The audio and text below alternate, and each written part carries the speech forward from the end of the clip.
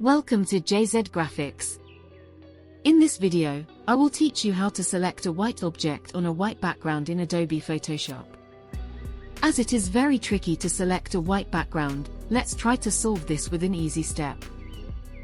So, let's get it started. First, open the Layer panel, and select the image layer. Then go to the Layer menu, New, and choose Layer via Copy or press Ctrl+J. Now, create a new solid color adjustment layer.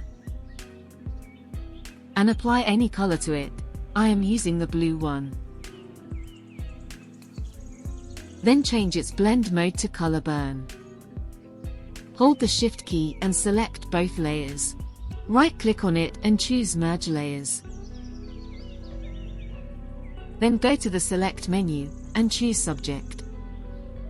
Hide the color fill layer, and select the bottom layer, and add a layer mask to it.